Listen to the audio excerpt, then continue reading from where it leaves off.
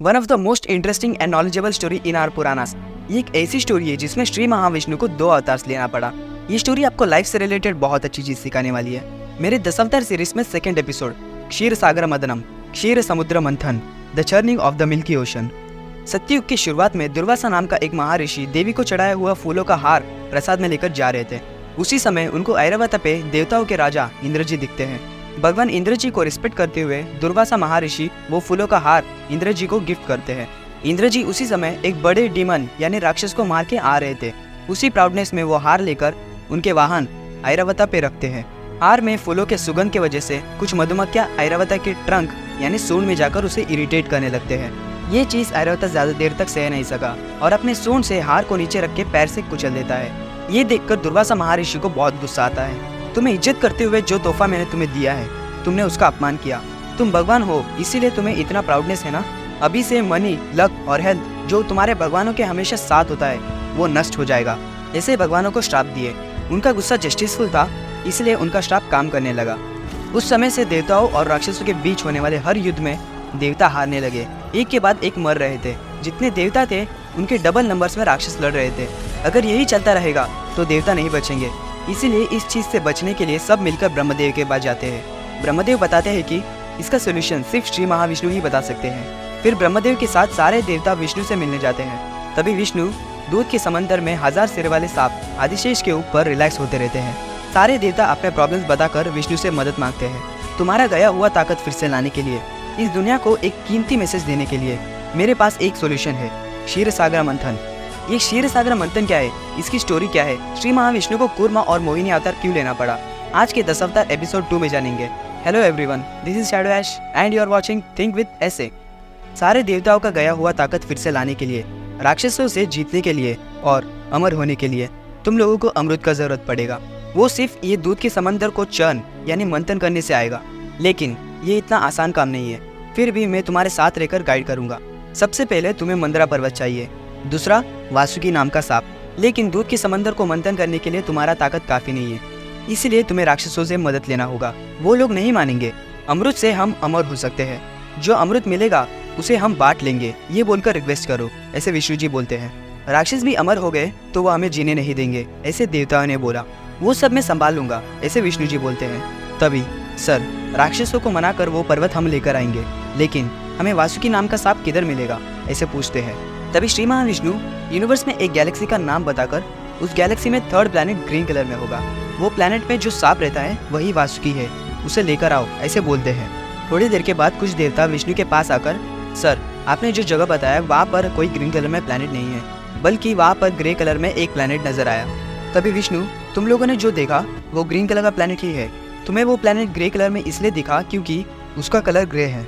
उसने पूरे प्लैनेट को अपने बॉडी से लपेट के रखा है, वही वासुकी सांप है, इसीलिए वो प्लैनेट तुम्हें वैसे दिखा, ऐसे बोलकर उन्हें फिर से बेचते हैं। उस समय तक बाकी देवताओं ने राक्षसों को मना लिया। सब मिलके मंदरा पर्वत को तोड़कर धीरे धीरे एक एक कदम रखते हुए कुछ दूर तक लेकर तो आ गए थे, लेकिन ज्यादा देर तक उठा के नहीं रख सके और पर्वत छूट के गिर जाता है। कई सारे देवता और राक्षस पर्वत के नीचे दब के मर गए। एक्चुअल में मंदरा पर्वत माउंट एवरेस्ट जितना बड़ा माउंटेन है, इसलिए सब राक्षस और देवता मिलकर उठाने पर भी ज्यादा दूर तक उसे ला नहीं पाए।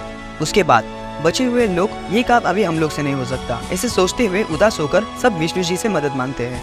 तभी विष्णु जो लोग पर्वत के नीचे दब के मर गए थे उन्हें जिंदा करते हैं, फिर उनके वाहन गरुड़ा को बेचते हैं। तभी गरुड़ा अकेला ही पूरे मंदरा पर्वत को उठाकर दूध के समंदर के बीच में रखते हैं। फिर वासुकी सांप को पर्वत से बांध के एक रस्सी की तरह यूज करते हैं। सारे देवता सांप के सिर की तरफ पकड़ते हैं और राक्षस पूंछ की तरफ।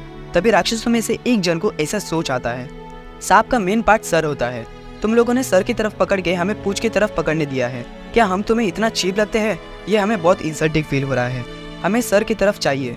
ऐसे देवताओं से झगड़ा करके एक दूसरे से साइड्स चेंज करते हैं। फिर सारे राक्षस सांप के सर की तरफ और सारे देवता पूंछ की तरफ पकड़ के समुद्र का मंथन करना शुरू करते हैं। देवताओं के साइड देवताओं के राजा इंद्र जी सबको लीड कर रहे हैं और राक्षसों के साइड महाबली जो राक्षसों के राजा है। सब लोग अपना पूरा ताकत लगा के लिमिट्स पुश कर रहे हैं। कुछ देर के बाद मंदरा पर्वत से मंथन करने की वजह से वासुकी के पेट में गड़बड़ होकर पॉइजन उल्टी करती है। इसकी वजह से बहुत सारे राक्षस मर गए। ये सिर्फ उनके ईगो और ना समझ की वजह से हुआ, इसीलिए कुछ करने से पहले उसके बारे में जरा सोचना अच्छा होगा। मंदरा पर्वत को बेस ना होने की वजह से पर्वत सिर्फ वासुकी से बांधकर फ्लोट हो रहा था। इसके वजह से सबका ताकत काफी नहीं था और इसके वजह से वासुकी का ग्रिप लूज होकर पर्वत दूर के समंदर में डूब जाता है। फिर से सब उदास होकर विष्णु की तरफ देखते हैं। मंदरा पर्वत का बॉटम फ्लैट होता है। सारे देवता और राक्षस पर्वत को आसानी से घुमाने के लिए एक पॉइंटेड टिप की जरूरत पड़ेगी। अगर वो कोई निर्माण यानी कंस्ट्रक्शन होगा तो एक तरफ से वजन ज्यादा होने पर पर्वत फिर से डूब जाएगा। इसीलिए कोई कॉन्शियसनेस रहने वाले क्रीचर को नीचे से बैलेंस करना होगा। मींस अगर पर्वत लेफ्ट की तरफ बेंड हुआ तो उसे लेफ्ट के साइड उठाकर बैलेंस करना होगा। एक ऐसा क्रीचर जो पानी में रह सकता है और जिसका बॉडी टफ, स्ट्रॉन्ग और पॉइंटेड टिप के साथ होना चाहिए, वो सिर्फ एक टॉर्टॉइस यानी कछुआ ही हो सकता है। तभी विष्णु एक कछुआ बना के उनमें से थोड़ा कॉन्शियसनेस कछुए को देते हैं और ये कछुआ कुछ लाखों फीट बड़ा होता है। ये श्री महाविष्णु का सेकंड इनकारनेशन कूर्मा अवतार था। फिर कूर्मा अवतार मंदरा पर्वत को अपने ऊपर रखता है। फिर से सब समुद्र का मंथन करना शुरू करते हैं। सब लोग अपना पूरा ताकत लगा रहे हैं। सबसे पहले समुद्र में से हाला हाला नाम का पॉइजन निकला था। ये पॉइजन इतना डेडली और पावरफुल था कि ये पूरे क्रिएशन को डिस्ट्रॉय कर सकती है। सिर्फ इसके फ्यूम से ही सब बेहोश होने लगे। फिर से सब उदास होकर विष्णु की तरफ देखते हैं। तभी विष्णु, इस बार तुम लोग मेरी तरफ मत देखो, ये काम करने के लिए सही भगवान शिव जी है, उनकी तरफ देखो, ऐसे बोलते हैं। तुरंत ही सब मिलकर शिव जी के पास जाके उनसे रिक्वेस्ट करते हैं। लेकिन उनके बाजू में ही पार्वती देवी भी थी। ऐसी कोई भी वाइफ नहीं है जो अपने हस्बैंड को पॉइजन पीने के लिए सहमत करती होगी, और ये पॉइजन को सिर्फ शिव ही सहन कर सकता है। शिव जी ने डिसाइड कर लिया यूनिवर्स के रक्षण के लिए उन्हें हाला हाला पॉइजन को पीना होगा। तभी शिव जी, देवी, हमें दुनिया और धर्म दोनों को बचाना होगा। इसके लिए सिर्फ एक ही रास्ता है, मुझे वो पॉइजन पीना होगा। तुम पूरे दुनिया की माता हो, धर्म के बारे में मेरे से ज़्यादा तुम्हें ही पता है। वैसे भी जब तक तुम मेरे साथ हो मुझे कुछ नहीं होगा, ऐसे बोलकर शिव जी पॉइजन पी लेते हैं। लेकिन उसे सहन करना उन्हें बहुत मुश्किल पड़ता है। तभी शक्ति के रूप में पार्वती देवी अपने शक्ति से शिव जी के गले पर हाथ रख के पॉइजन को उनके गले में ही रोक के रखती है। तभी शिव जी का गला ब्लू कलर में चेंज होता है। इसीलिए हम शिव जी को नीलकंठ के नाम से भी बुलाते हैं। इधर हमें एक चीज सीखने को मिलता है, कुछ भी काम करने से पहले फैमिली या फ्रेंड्स को बता के रखने से कोई मुसीबत आने पर वो हमें बचाने आएंगे। उसके बाद बिना कोई भी दिक्कत के सारे देवता और राक्षस फिर से समुद्र का मंथन करना शुरू करते हैं। हाला हाला पॉइजन के बाद समुद्र में से दिव्य गाय यानी द डिवाइन काउ कामधेनु निकली थी। इसे वशिष्ठ महर्षि ने लिया। बाद में द डिवाइन हॉर्स उच्चैश्रवास निकला। हिंदू पुराणों को कई सारे अलग अलग वर्जन्स और इंटरप्रिटेशंस में लिखा गया है। महाभारत के हिसाब से उच्चैश्रवास को देवताओं के राजा इंद्र जी ने लिया, लेकिन कुछ पुराणास में इसे असुरों के राजा महाबली ने लिया है। फिर द डिवाइन एलिफेंट ऐरावता निकला, इसे इंद्र जी ने लिया। फिर द डिवाइन जेम कौस्तुभ मणि निकला, इसे श्री महाविष्णु ने लिया। फिर कल्प वृक्ष निकला, इसे देवता लेते हैं। फिर पारिजात वृक्ष निकला, इसे इंद्र जी लेकर नंदनवन में रखते हैं। फिर the goddess of alcohol Varuni देवी निकले, ये अल्कोहल यानी शराब देने वाली देवी थी। जैसे पहले बताया था, हिंदू पुराणों को डिफरेंट वर्जन्स में लिखा गया है। कुछ कहानियों में इन्हें स्वर्ग भेजते हैं और कुछ में इन्हें राक्षस लेते हैं। फिर अप्सरास निकले, रंभा, उर्वशी, मेनका, तिलोत्तमा, इन्हें स्वर्ग भेजते हैं। फिर चंद्रमा निकला, इसे शिव जी लेकर अपने सिर पर रखते हैं। फिर शंख निकला, इसे श्री महाविष्णु ने लिया। फिर लक्ष्मी देवी निकलती है। सारे देवता और राक्षस लक्ष्मी देवी के लिए सब एक दूसरों से झगड़ा करने लगे। लास्ट में डिसीजन लक्ष्मी देवी को लेने बोले। लक्ष्मी देवी के एक तरफ सारे देवता थे, दूसरी तरफ राक्षस, और उनके सामने हैंडसम, फियर्स, ब्राइट, मस्कुलर और फ्यूरियसली श्री महाविष्णु खड़े हैं। लक्ष्मी देवी को विष्णु के अलावा और कुछ नहीं दिख रहा। उनको पहली बार देखने पर ही उनके प्यार में आ गई। लक्ष्मी देवी सीधा विष्णु जी के पास जाकर, तुम मुझसे शादी करोगे, ऐसे पूछती है। तभी श्री महाविष्णु उनको अपने दिल में जगह देते हैं। फिर से सब समुद्र का मंथन करना शुरू करते हैं। आखिर में धन्वंतरी अमृत के साथ बाहर आते हैं। तभी सारे देवता और राक्षस फिर से झगड़ने लगते हैं और अमृत एक राक्षस के हाथ लग जाता है। उसी समय गरुड़ा अमृत छीनकर आकाश की तरफ उड़ जाता है। तभी अमृत में से कुछ ड्रॉप्स पृथ्वी के 4 जगह हरिद्वार, नासिक, उज्जैन और प्रयागराज में गिरता है। तभी से हर 12 साल में ये चारों में से किसी एक जगह पर महाकुंभ मेला होता है। अमृत के कुछ ड्रॉप्स गंगा, गोदावरी, क्षिप्रा और सरस्वती में गिरा था। इसलिए इन नदियों में नहाने से हमारा बीमारियां और पाप चले जाते हैं, ऐसे बहुत लोग का मानना है। उसके बाद सारे राक्षस और देवताओं के बीच युद्ध लगातार चल रहा है। किसी भी साइड से कोई भी पीछे नहीं हट रहा। फिर सबको शांत करने के लिए श्री महाविष्णु मोहिनी अवतार लेते हैं। मोहिनी जितना सुंदर लड़की कोई भी दुनिया में नहीं है, और इस दुनिया में ऐसे कोई भी व्यक्ति नहीं है जो उन्हें देखकर अट्रैक्ट नहीं हुआ होगा। देवता, राक्षस सब उनसे अट्रैक्टेड है। तभी मोहिनी राक्षसों से, क्या चाहिए तुम्हें, क्यों लड़ रहे हो, ऐसे पूछती है। सब बताते हैं, हम लोग अमृत के लिए लड़ रहे हैं। तभी मोहिनी, अगर किसी को चिंता ना हो तो मैं अमृत सबको बराबर बांटूंगी, ऐसे बोलती है। देवताओं को मोहिनी पर शक होता है। तभी उनको श्री महाविष्णु अपना असली रूप दिखाते हैं। सारे देवताओं को पता चलता है मोहिनी के अवतार में श्री महाविष्णु है। और दूसरी तरफ मोहिनी राक्षसों से, क्या मैं तुम्हें चाहिए? अगर मैं तुम्हें चाहिए तो तुम्हें थोड़ा रुकना होगा। पहले आधा अमृत देवताओं को बांटकर फिर बचा हुआ आधा और मैं दोनों तुम्हारे हो जाएंगे। ऐसे बोलकर मोहिनी ने राक्षसों को मना लिया। मोहिनी सब लोगों से पूछती है, क्या मेरे अमृत बांटने से किसी को तकलीफ है? देवताओं के साथ राक्षस भी बोलते हैं, नहीं नहीं, हमें कोई तकलीफ नहीं है। अमृत पीने से पहले अपने आप को प्यूरिफाई करने के लिए सारे देवता और राक्षस उपवास रहे, ना कराए, पूजा किए।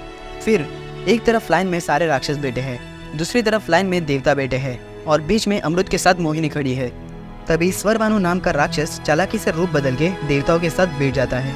मोहिनी पहले देवताओं को अमृत बांटना शुरू करती है। वैसे ही उन्होंने पूरा अमृत देवताओं को बांटकर खत्म कर दिया। सूर्य और चंद्रदेव देवताओं के बीच में राक्षस स्वरभानु को देखकर मोहिनी को बताते हैं। अमृत स्वरभानु के गले से उतरने के पहले तुरंत मोहिनी के अवतार में श्री महाविष्णु अपना सुदर्शन चक्र से स्वरभानु का सिर अलग करते हैं। लेकिन सिर अलग करने के बाद भी स्वरभानु मरा नहीं। अमृत की वजह से वो अमर हो गया। सिर और बॉडी अलग होने की वजह से उनके सिर को राहु और बॉडी को केतु बोलते हैं। फिर राहु और केतु दोनों हमारे सोलर सिस्टम में प्लैनेट्स बन जाते हैं। उस दिन से आज तक सूर्य और चंद्रदेव पर राहु बदला लेते आ रहे हैं। उसे ही हम सूर्य ग्रहण और चंद्र ग्रहण बोलते हैं। राहु काल जो हर दिन 90 मिनट्स होता है वो भी इसी चीज पर बेस्ड है।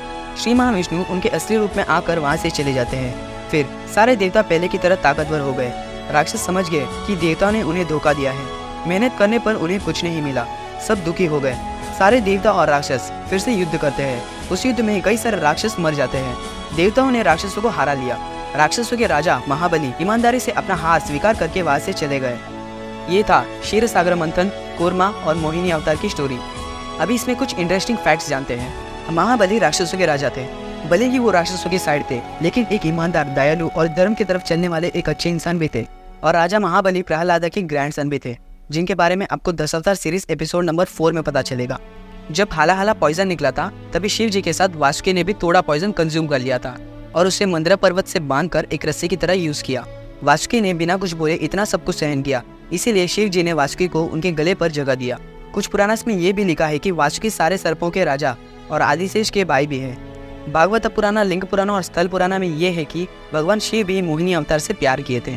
किसी भी पुराना में ये नहीं बताया है कि क्षीर सागर मंथन ये स्टोरी पर्टिकुलरली कहाँ पर हुआ है। इन माई ओपिनियन ये अर्थ पर तो नहीं हुआ है, क्योंकि हमारे अर्थ पे दूध का समंदर ही नहीं था। और स्टोरी में सिर्फ एक जगह पर दूध के समंदर का हिंट दिया है, वैकुंठ, जहाँ पर श्री महाविष्णु दूध के समंदर में आदिशेष के ऊपर आराम करते हैं। इस स्टोरी ने हमें लाइफ से रिलेटेड बहुत अच्छी चीज़ सिखाया है। हमारे गोल्स और टारगेट्स पहुँचने से पहले हाला की तरह नेगेटिविटी निकलेगा। सब तुम्हें इंसल्ट करेंगे, बहुत मुश्किल होगा, लेकिन शिव जी की तरह जब तुम हिम्मत के साथ उस मुश्किलों को निकलते हो, दूध के समंदर जैसे सोसाइटी में से हमारे गोल से हमें डिविएट करने के लिए रंबा, उर्वशी, मेनका जैसे डिस्ट्रैक्शंस आएंगे, अल्कोहल जैसे बैड हैबिट्स सामने आएंगे।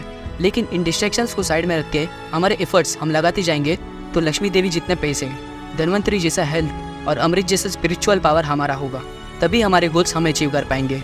अभी भी बहुत लोग इसे दूध, दही और मक्खन के रूप में देख रहे हैं। इन स्टोरीज के पीछे की ट्रू मीनिंग नहीं समझ पा रहे हैं। अगर आपको लगता है कि ये मैसेज आपके फैमिली या फ्रेंड्स किसी को ज़रूरत पड़ने वाला है तो प्लीज़ वीडियो को शेयर कर दीजिए। और अगर आपको लगता है कि मैंने कुछ गलत बोला या वीडियो में कुछ मिस्टेक्स है तो आप मुझे कमेंट सेक्शन में बता सकते हो, डांट सकते, पीट सकते, गाली भी दे सकते हो। लेकिन अगर आपको स्टोरी सच में अच्छा लगा तो प्लीज़ कमेंट कर दीजिए। एंड लास्टली, दशावतार सीरीज में 3rd एपिसोड श्री महाविष्णु का 3rd इनकार्नेशन वराह अवतार पे आने वाली है। सो नोटिफिकेशंस ऑन रखो और तो प्लीज़ वीडियो को लाइक, कमेंट और चैनल को सब्सक्राइब कर दीजिए। Thank you so much. जय हिंद।